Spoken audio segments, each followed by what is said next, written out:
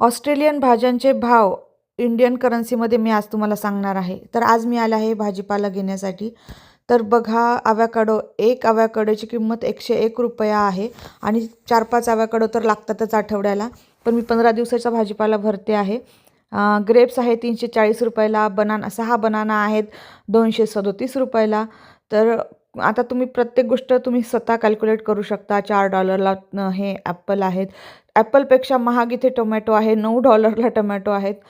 तर खूप महाग आहे इथे सगळं. आता तुम्ही म्हणाल की तुम्ही कमवता डॉलरमध्ये, खर्च करता डॉलरमध्ये, त्यामुळे कन्वर्ट नका करू. तर काही लोकांची रिक्वायरमेंट आहे की तुम्ही आम्हाला एकदा कन्वर्ट करून सांगा किती रुपयाला असतं. त्यामुळे आजचा हा व्हिडिओ आहे. कारण काही लोकं जे ऑस्ट्रेलियाला यायचा प्लॅन करत आहेत, निदान त्यांच्याकडे 2-3 महिन्याचा खर्च त्यांच्या बँक अकाउंटमध्ये असावा किंवा सोबत असावा, कन्वर्ट करून त्यांनी तेवढे मनी सोबत आणावे, असं त्यांचा उद्देश आहे. आणि त्यामुळे त्यांना ऐकायचं आहे की किती अंदाजे पैसे त्यांच्याजवळ असले पाहिजे, म्हणून हा व्हिडिओ बनवते आहे. तर काही लोकं एंटरटेनमेंट म्हणून बघा. तर बघा, हे टमाटर $7 आहे. 9.90 म्हणजे जवळपास $10ला हे टोमॅटो आहेत आणि ₹67चा $1 आहे. तुम्ही कॅल्क्युलेट करून बघा, तर एवढा खर्च होतो. आता हे माझं 15 दिवसाचा भाजीपाला आहे, त्यामुळे जरा जास्त मी घेत आहे. कारण इतकी धावपळ होते, तर काही विकत घ्यायला पण मिळत नाही, टाईम मिळत नाही.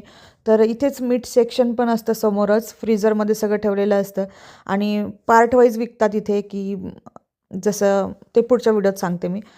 आता बटाटे बघा, $6ला आहेत. हे जवळपास 4 किलो बटाटे असतील. त्याच्यावरती स्टार मेन्शन केलेले असतात. काही वॉश बटाटे आहेत आणि काहींना माती लागलेले बटाटे आहेत. तर माझ्या हसबंडनी वॉशवाले घेतले. $2ला हे पालक आहे.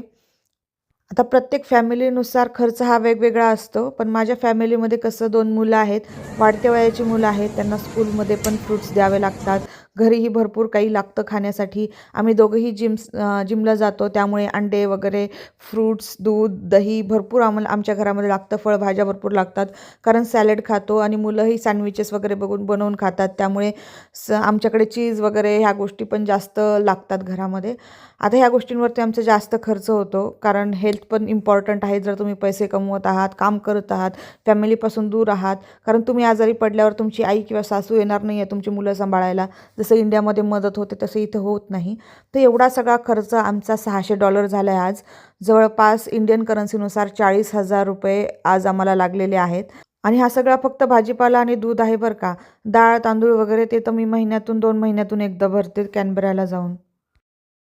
बघा, खूप सारी शॉपिंग केली म्हणून मला गिफ्ट मिळालं.